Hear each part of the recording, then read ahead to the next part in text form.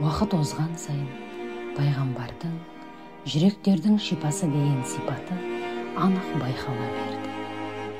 Қатыгез қоғамда көңілдері қайғы мен мұңға толған талай мүскіннің жанын жегідей жеген сан түрлі рухани сырқатына шипа таппай, мүбәрәкті алыстан іздеп келеді.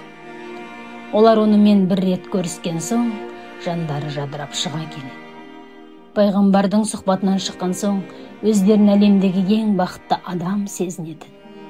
Бір күні кеудесін қуаныш кернеген бір момын Расуллаға келіп: «Я Алланың елшісі, сізді бірнеше күн көрмесе, бізді қайғы басады. Ертеңгі күнімізді ойласақ, көңілге үрей билейді. Шын шаттанып, сіз сияқты тебіреніп өмір сүре алмаймыз. Жүрекке сіз салған сағынышта тезінен әлсіреп, құлшылықта құлықсыз күйге түседі. Сізге келсе, бәрі де қайтадан бәз баяғы қалпына түседі. Жаныңызда отырсақ, бейне бір бұлттың үстінде қалқып жүргендей бақытты күй кешеміз. Бұл дүниеде көңілді мұңға алдырмай, сіз сияқты шат болып ғұмыр кешетін рухани күш қуат таба аламыз ба деп сұрайды. Сонда пайғамбар: әрине, ұлық Алланың мені бұл дүниеге рахмет етіп жіберген бір себебі де сол. Мейірімді жаратушы иеміз маған жүректегі рухани мерезді жойып, көңілге шаттық шуағын себуді өзі үйреткен. Құран кәрімде де ғұпылдың жүрегінде дерт бар деген. Егер ол енжарлықпен ғұпылдықтан арылмаса, жүректегі сырқаты асқынған үстіне асқына береді. Жүректің ішін кеулеп кеткен арсыз сезімдер семіре түседі. Сондықтан ұлық Алла Құранда ақылды құлдарына жүректі емдейтін шипа бар деп ескертті. Я Расулалла, ол шипа туралы бізге баяндаңыз. Оны кеудеге тоқып, амал еткіміз келеді. Бұл дүниенің қызығына жүрегі байланбайтын пенде ілуде біреу болады. Ондайлар жүзден жүйрік, мыңнан тұлпар шығады. Пенде пақыр болып әнеге келген соң, дүниенің бір ләззаты рахатына міндетті түрде шырмалады. Біреуге сұлу әйел арман болады. Енді біреу зәулім сарайда тұрғысы келеді. Тағы бірі мыңғырған малды айдап соған маса айрайды. Кейбіреулер мақтанға мас болып, өлгенше қолпаштық қалап тұрады. Ғұпыл адам баяны жоқ құмар қызықтарға балға батқан шыбындай бата береді. Осынша қаптаған халықтың арасынан бір өжет кісі шығып, қақтың жолына тәуекел етсе, ол адамға ең бірінші көңіл қысық деп құмардан білінді. Адамның ет жүрегі қаптаған бөлмелерге бөлінді. Оның әр бөлмесінде баяны жоқ құмарлықтың бір ләззаты бұғып жатыр.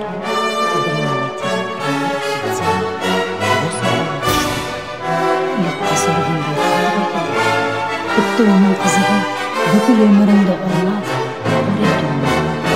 бір қызық кете береді. Дүниеге деген құштарлық туғызбай қоймайды.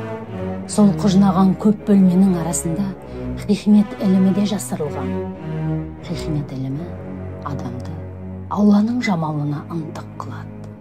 Қайсар жанның иесі бақырлықтан қорықпай, мейірім махаббат бөлмесінің құлпын ашамын деп талап қылса, ұлық Алла оның басқа армандарын жүзеге өзі-ақ асырады. Ынталы жүрек шын көңілдің ішкі сарайына жомарт Алла даналықтың дарағын егеді. Ілімнің дарағы жүрекке бір жарып, шешек атады. Жүректегі хикмет бұлағы ашылады. Хикмет бұлағы ашылған адамның халі қандай болмақ? Ол кезде қақтың кәлімі мұсылманның тіліне қасиет болып дариды. Аузы дуалы мұсылманның жай сөзінің өзі ғаріп жанның сырқатына шипа болады. Тілі шын сөзге шешен келеді. Ойдың терегінен толғағанда шынның жүзін тұмшалаған шымылдықтар түріледі.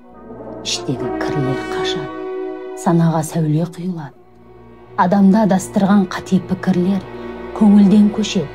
Уайым мен қайғы бір сәтте ғайып болады. Дүние кірінен тазарған шіркін көңіл шабыттанып шыға келеді. Қыранға қыранша қарап, шиыршық атып толғанады, дейді пайғамбар. Сосын айналасындағы тыңдаушыларына бір назар салып өтті де, әңгімесін ары қарай жалғады. Адамның жүрек көзі ашылған соң, қоғамдағы рухани дерттің ең түпкі себебін де солар ғана қатесіз көреді. Жан жүректің сыздауықтай солқылдатып тұрған қайғы мен шердің қайнар бұлағын қапысыз дәл табады. Аурудың төркінін таныған соң, оның дауасын да біледі. Қоғамның сауығы, адамның қатарға қосылуы солардың ерен еңбегімен іске асады.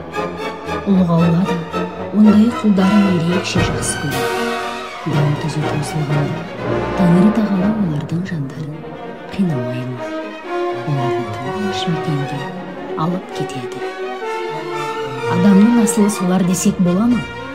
Иә, адамның асылы шын сөйлейтін шешендер мен ақ жүрек мамандар. Я Расулалла, біз шын сөйлейтін шешендердің жүрек көзі ашылған адам екенін ұқтық. Ал ақ жүрек дегенді қалай түсінеміз? Деп қойғалады. Сонда пайғамбар, жүрегін қызық пен рахаттан қоритын адамның көңілінде күннің ізі қалмайды. Себебі олар сахарда тұрып шын жылайды. Өкініштің көз жасы күнәсінің кірін шаяды. Көңілдері сергек болады. Оларға бұл дүниенің қайғысы емес, қиянаттың қорқынышы үстем болады. Қиянатты ойласа, тұлай бойы тітіркенеді. Біреумен бақталас болуды ойына алмайды. Өнер өзінен асқан адамды көрсе, одан озуға тырыспайды. Керісінше, оның атын қамшылайды. Басқаның өсіп өніп, тезірек гүлденуін жан жүрегімен Тәңірден тілеп тұрады. Олар жолдасының ту сыртынан пышақ ұрмайды. Ту сыртынан қайырлы дұғалар қылады. Мынау менен озатым болды. Енді менің беделім түседі. Абыройым азаяды. Озбай тұрғанда тезірек тіркесін қияйын деп, озбырлыққа салынбайды. Қиянатқа бармайды. Ондай опасыз ойлар оны жетектей алмайды. Кеудесіне кек сақтамайды. Кімнен жәбір көрсе де, кешірім жағын ұсынуға бейім тұрады. Дағы бір белгісі, дөрекі сөйлемейді. Сөз саптағанда өте сыпайы болады. Бірақ әрбір сөзі қорғасындай салмақты болады. Ең артық қасиеті және айқын көрініс сипаты, нәпсілері қызғаныш дертінен ада болады. Я Расулалла, неге қызғанышқа айрықша мән бердіңіз? Себебі от-отты қалай жалмаса, қызғаныш пен күншілдік адамшылдықты тура солай жалмайды. Сондықтан күншілдік ең қауіпті дерт. Өткір ұстара шашты қалай тықырлап қырнаса, күншілдік те діннің қасиетін тура солай қырнап жоқ қылады. Бұның бәрі жүректе бола ма? Я, жүректе болады. Денелерінде жұдырықтай ғана ет бар. Ол осы жүрек. Ет жүрек аурудан аман болса, бүкіл дене сырқаттан сау. Егер жүректе кесел жайласа, тұтас тәннен тыныштық кетеді. Ең жаманы жүректегі ауру, яғни кесір мінез, денеге шығатын жара сияқты жұқпалы келеді. Надан ортамен көп аралассаң, мәнсіз сөзге үйір боласың. Көп күлсең, жүректегі ауру асқынады. Ал жан жүрегі сырқаттан сау адамдар айналасына шуақ шашып, мұң шалған жаралы көңілді емдеп кетеді. Сондықтан мен үмбетімнің ақ жүрек болғанын тілеймін деп сөзін аяқтайды пайғамбарымыз.